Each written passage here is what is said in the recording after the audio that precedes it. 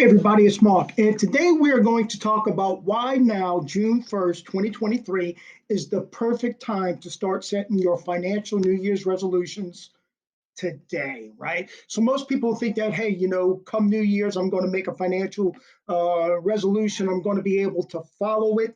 And if we look at the statistics, it looks like 64% of people actually quit on their New Year's resolution before the end of the first month.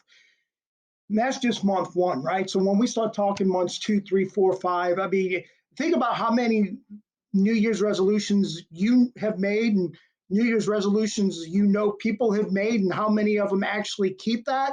And it's because their New Year's resolutions always start kind of at crunch time, right? It's like, oh, it's coming up to New Year's, so I better make a resolution. And then you plan unrealistic goals. And that's the biggest problem. And when I'm sitting down with families, a lot of times we're talking about budgets, right?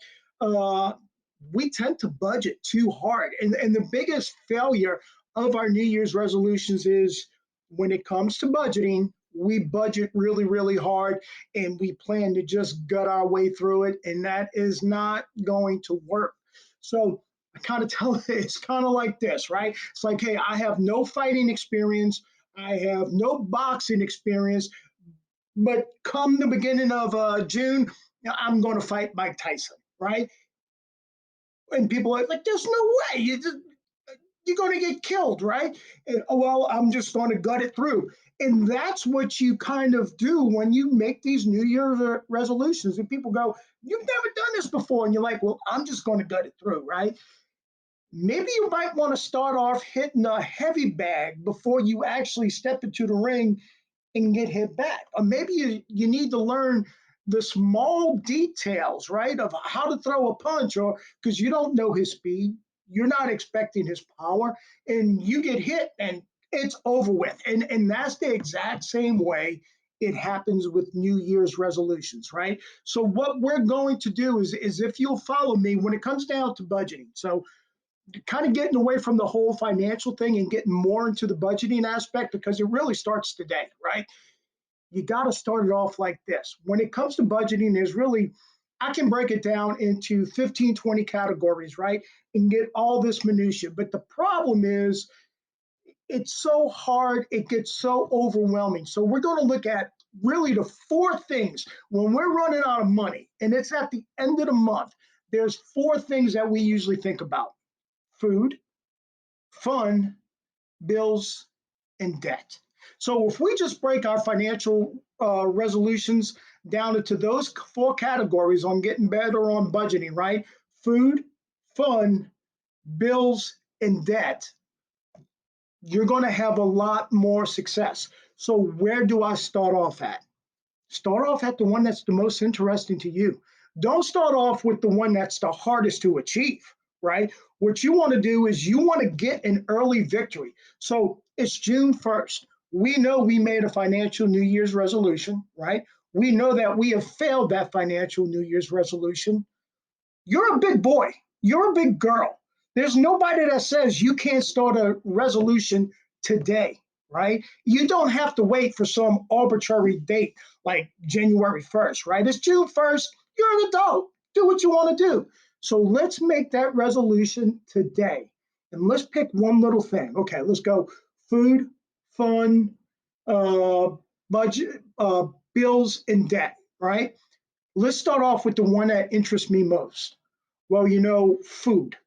I'm a big boy. I like to eat, right? So yours could be one, and we're gonna go through this in our little minute segments. I'm going to give you some tips, but let's just say, okay, food. So let's pick a category in food. Well, meal prepping, or maybe meal prepping is not your thing, but maybe meal planning. Okay, so when I meal plan, what I can do is I can sit down and I can figure out the meal. Just do it for 7 days and stick to it. Like, see if you can do it on 7 day for 7 days, and then think, next Sunday afternoon, I'm going to make another list because Monday I'm going to go to the grocery store and get the ingredients that I need on that list, right? Start slow. Get a goal you can achieve. Make a plan for 7 days of what we're going to eat. Okay, I'm from New Orleans, right? Monday is going to be red beans and rice. That's what we do, right? And then we got Taco Tuesday, right? So that's not a New Orleans thing, but it's fun, right? Because it's tacos. And then what is going to be Wednesday, Thursday, Friday? Well, Friday's kind of a fun day, right? Maybe some pizza or something like that. Saturday and Sunday, maybe I'll get outside and I'll grill and I'll cook up some burgers and stuff like that. When we plan it out this way, make a list. Make a list of the 20 things you like to eat, right? If you make a list of the 20 things you like to eat, and then you can rotate it every other week, okay? So kind of have a meal plan uh, where this is what we're going to eat. So what that allows you to do is that allows you to stop running into the grocery and doing impulse buyings, right? That allows you from sitting in the house thinking, man, I'd really like this tonight. Let me go get this. And you got a whole lot of food in the refrigerator or something else that's going to go bad. So it's just one little thing, right? But that one little thing you need to do successfully for 4 weeks, for the month, right? Don't don't give yourself such a task that it becomes overwhelming. Hey, I'm going to meal plan for a week. Okay, well, it wasn't that bad. And guess what? If you screw up that week, well, Sunday I start all over again, right? So why did I fail? Well, I got hungry and I didn't think about this. Evaluate yourself at the end of 4 weeks, right? Let's do it a week at a time. Evaluate yourself and have plans that, the first few weeks I'm probably going to screw up. Maybe week one I'm 50%, week two I'm 62%.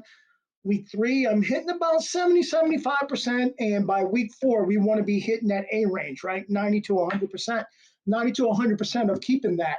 And then doing that for the next 2 months, right? And then running a 3 week cycle like that, and it becomes a habit. And then it becomes natural, and then it becomes faster to do.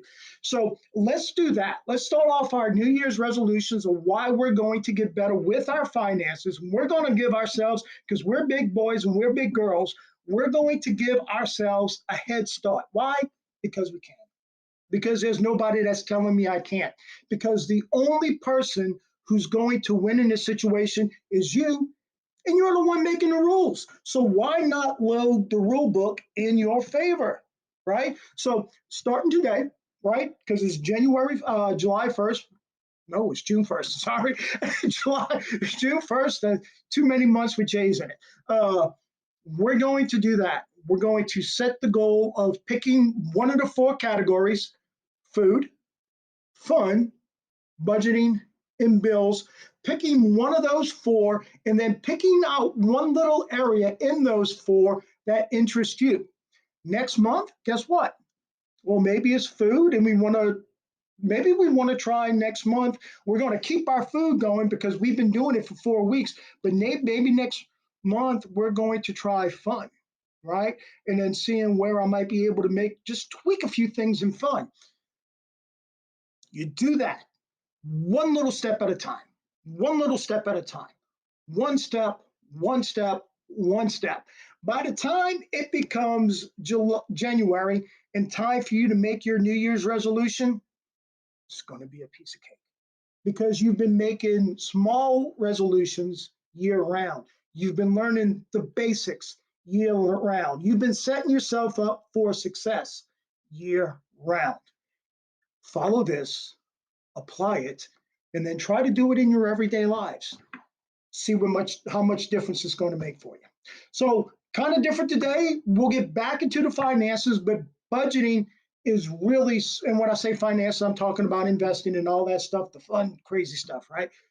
But let's make the nasty stuff, well, let's make that a little bit more fun so that we can actually win, because you're not going to gut it out. You're not going to get in there and you're not going to just wing it and win. You got to plan, and you got to do it step by step by step. And you got to give yourself a chance, right? Because once we get hit, we tend to want to quit. But there's another round, okay? So you got to understand that even if I fail this week, I got next week to pick up and move forward, and I'm going to do better because I got that experience. All right, so see you next week with a longer breakdown on a new topic, but our 1 minute videos are going to be going more into the next few weeks about just little tips to help you budget. See you then.